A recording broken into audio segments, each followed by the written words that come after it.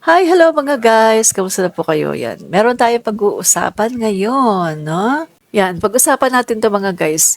Mahalaga ito mga guys, no? Itong pag-uusapan natin para malaman niyo mga guys na kung bakit taliwas na taliwas ang kanyang mga sinasabi ngayon tungkol sa gusto niya na ihiwalay daw itong Mindanao sa Pilipinas. Okay. So, eto lang ang ating pag-uusapan ngayon, itong issue na to, no? Maikli lang ito mga guys. So, noong 2018, mga guys, no? Pinirmahan ni RRD itong Bangsamoro Organic Law. Itong Bangsamoro Organic Law, mga kaibigan, ay itinatag para itong Bangsamoro Region of Mindanao. Ang aim po nito mga kaibigan is to end no yung quest of secession or yung pagpipilit ng maraming mga sektor diyan, yung iba diyan na ihiwalay itong Mindanao. Kasi mga kaibigan, hindi lang ngayon ito nangyari na nagkaroon ng few groups of people na nanawagan para ihiwalay ang Mindanao. Nangyari na ito noon pa mga kaibigan, no? So, hindi na ito bago, no? So, tingnan natin mga kaibigan. Ito talaga ay mawiwindang tayo kasi sa panahon noon ni RRD, no? 2018, pinirmahan niya itong Bangsamoro Organic Law, mga kaibigan. Kung babalikan natin, no, babalikan natin yung kanyang mga sinasabi noon, mga kaibigan, ay gusto niya na magkaroon ng unity, no? Gusto niya na ang Mindanao ay hindi na mag-isip na ihiwalay ang kanilang sarili sa Luzon at sa Visayas, no? So, ang aim nga nito, mga kaibigan, ay para tuldukan na etong talagang nangyayari, no, na secession sa Mindanao, no, by providing autonomy to the MNLF and the other group, no. So mga kaibigan, makikita natin na bakit ganito ngayon ang sinasabi ni RRD. Parang tinatalikdan niya yung kanyang mga pananaw, mga prinsipyo noong siya ay tumatakbo pa bilang isang pangulo. Actually, mga kaibigan, ito yung ginamit niya noon sa kanyang kampanya. Isa ito sa ginamit niya na, okay, ihalal niyo ako. Ako ay pangulo na nanggaling sa Mindanao. Ihalal niyo ako kasi kapag ako ay nanalo, ang Mindanao ay hindi na siya parang magiging isolated, hindi na siya parang palaging nahuhuli sa mga kung ano mga proyekto at hindi na siya mali-left behind sa maraming bagay. So ito yung pangako niya mga kaibigan. Isa yan sa kanyang pangako na kaya talagang yung mga Mindanaoans, mga kaibigan, ay talagang natuwa dito, no? Kasi nga, hindi na sila madedehado. Kasi in the past, mga kaibigan, sa panahon noon, nung nawala na si President Marcos, iba na kasi, parang dihado yung Mindanao pagdating sa budget, no? Pero, itong mga 2000, na mga 2007, 2009, mga ganyan mga kaibigan, onwards, maganda na yung yung naging budget ng Mindanao, lalo na nitong mga present administration, no, sa panahon ni Duterte at sa panahon ngayon ng ating pangulo, no? And even sa panahon ni RRD, meron pang nakakukuha ng 51 billion sa kanyang distrito. Alam niyo na kung sino 'yan, 'di ba? So dito, ang sinasabi, ito yung nilista ko, yung sinasabi noon ni RRD, mga kaibigan, no? Hindi ko alam kung natatandaan nyo ito, pero isa ito sa mga sinasabi niya na gusto daw niyang kausapin lahat ng mga naging kaaway ng gobyerno at gusto rin daw niyang kausapin si Nur Miswari at kailangan daw na si Nur Miswari ay pumasok sa kasunduan na yung talagang makipagkasundo sa gobyerno para magkaroon na talaga ng unity at hindi na talaga humiwalay ang Mindanao dito sa Luzon at saka sa Visayas, no? So, sinabi pa niya mga kaibigan na mag-usap na lang tayo kasi matatanda na tayo eh.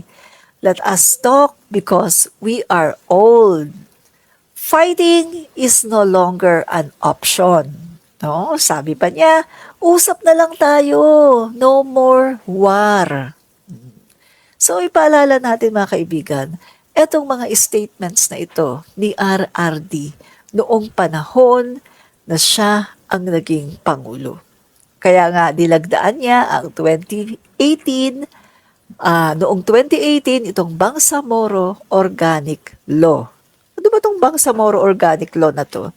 Basahin nga natin, ano ba to? Para malaman ng ating mga, kung ano ba ito. Bangsamoro Organic Law. Ito. Yan. So, ito po, nakalagay po dito, Bangsamoro Organic Law. Batayang batas para sa rehiyong otonomo ng Bangsamoro, also known as the Bangsamoro Basic Law or BBL, and officially designated as Republic Act number 11054. Is a Philippine law that provided for the establishment of the Bangsamoro Autonomous Region in Muslim Mindanao. So sabi dito mga kaibigan, the bill was finally signed into law by President Rodrigo Duterte on July 26, 2018. The provisions of the law became effective on August 10, 2018. So, ito mga kaibigan, isinusulong noon ni Rodrigo Duterte na talagang pag-isahin ang Mindanao ay talagang wag lang humiwalay sa Luzon at sa Visayas para mahinto na yung secession. So kita nyo, no? Mga kaibigan, iba ang pananaw niya noon nung siya ay Pangulo pa ng Pilipinas at ngayon na wala na siya sa pwesto, nagbago ng ganun. There's a drastic changes sa kanyang mga pananaw, mga kaibigan, na yung mga prinsipyo niya noon ay kanya nang kinakain ngayon. Yung mga prinsipyo niya noon ay iba na, bago na ngayon. Hindi ko alam kung makakalimutin lang siya o baka dala nga talaga ito ng paggamit niya ng fentanyl. Diba? Kasi sabi nga ni PBBM, kapag ikaw ay addicted sa fentanyl, matagal kang gumamit nun, yan, naapektuhan, no? Yung pag-iisip. Sabi ko nga doon sa isa kong vlog, no, mga kaibigan, doon sa interview sa akin, magkakaroon ng brain damage.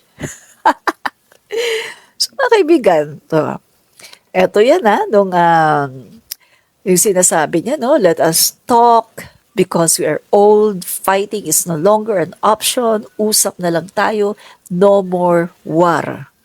No? So, ito yung ginamit niya noong siya'y tumakbo at ginamit niya itong pang-engganyo, mga kaibigan, para iboto siya ng tao. No? At mga kaibigan, sabi pa niya noon, gagawin niyang lahat para mawala na yung threat ng paghihiwalay ng Mindanao sa Pilipinas. No? Kasi nga, mga kaibigan, gusto niya na maging united dahil iisang bansa naman tayo, di ba? Kaya talagang noong 2018, pinirmahan niya itong Bangsamoro Organic Law.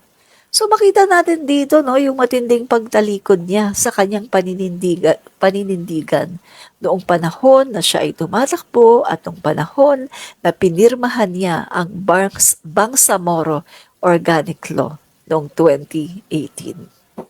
Yan. So paalala lang natin sa kanya just in case na nakakalimutan na niya yung mga pinaggagawa at pinagsasabi niya noong siya ay Pangulo pa. Kaya nakakapagtaka kasi siya yung pumirma nito dahil ayaw niya ng secession. Pagkatapos ngayon, nananawagan siya ng secession at gusto niya na ihiwalay ang Mindanao. So dito malalaman mo na kaagad may ibang motibo. Hindi para sa Mindanaoans, kundi para isave yung kanyang as mula sa ICC. Kasi nga naman mga kaibigan, kapag ang Mindanao ay nakahiwalay na, o lalong hindi na siya magagalaw ng ICC kasi syempre hindi na siya part ng Pilipinas at maaring maging isang ibang, hindi maari kundi talaga magiging isang bansa siya. Magkakaroon ng sarili nilang constitution, sariling form of government, sariling flag, sarili lahat. Hindi na sila magiging part ng Pilipinas, kundi sila ay magiging isang independent nation, independent state, no? So, dahil dito mga kaibigan, makikita natin na talagang ang kanyang ginagawa ngayon ay purely para i-save ang kanilang mga sarili mula sa pag-uusig ng ICC. So, dapat maging sila mas matapang at harapin nila ang ICC. Bakit naman ang Marcos sinarap ang 986 cases na isinampa sa kanila dito sa Pilipinas, sa ibang bansa, sa iba-ibang sulok ng mundo at ipinilagay pa ang pangalan sa Guinness Book of Records. Pero eventually, binura dahil hindi naman napatunayan. Bakit ang Pangulong Marcos? Bakit si FL Imelda Marcos? Napaka-brave. Diba? Napakatapang. Hinarap ang lahat ng demanda. Hinarap ang lahat ng kaso. Almost 1K. Diba? Kinuha pa, sinequester pa lahat ng kayamanan. Hiniya sa maraming tao. Nakayanan nila.